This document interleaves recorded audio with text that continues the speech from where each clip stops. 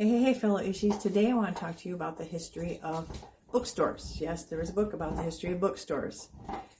Please excuse my dog. She's being very good, so I'm just going to let her chew. I apologize for the background noise. My name is Dina, and this is Everyday Linguist, where we use correctish English when I can talk.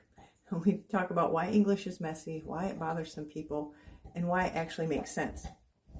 So I was reading a book about the history of bookstores, and I came across this interesting bit of information. So bookstores, as we know it, weren't actually around until 1828. Now, there were bookstores in the 1700s in America, but they were a bit different than what we would think of. Of course, they had to be their own printer, their own publisher, their own binder, and things like that. So it was just a little bit different.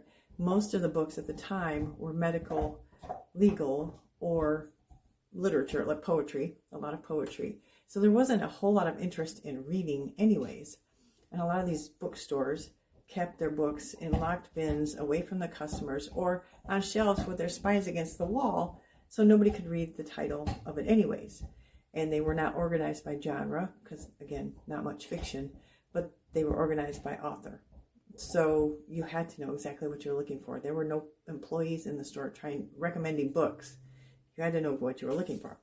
So in 1828, the Old Corner Bookstore was established.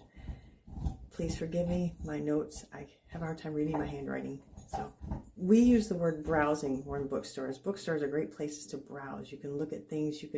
Some places you can go have coffee, or you can sit at a table and you can talk to somebody about books, right? About what you're reading.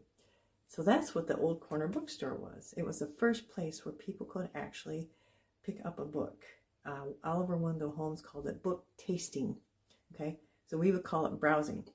So the word browsing actually dates to the 15th century, and it was first used to describe how cows and goats and other grazers munched on vegetation.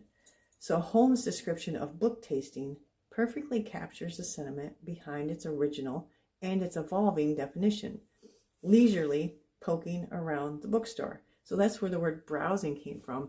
I think Holmes's book tasting, I kind of like that. Not that I'm going to use that, because a lot of people think that weird unless they watch my channel. So yeah, it was just this bookstore, and it was around for over 100 years. Apparently now it's a Chipotle, which is a shame. But as books became more popular and stuff, and obviously, the owners of the store passed on and things like that. Yeah, just really interesting history. So this was the precursor to the bookstores that we have today. A much more friendly, cozy, and reader-friendly environment.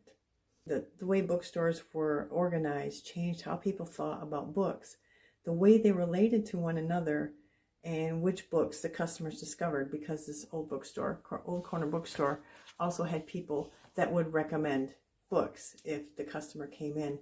Is all I have for today. I hope you got some value out of this, and next time you're browsing in a bookstore, think about Oliver Wendell Holmes' book tasting. Have a good day.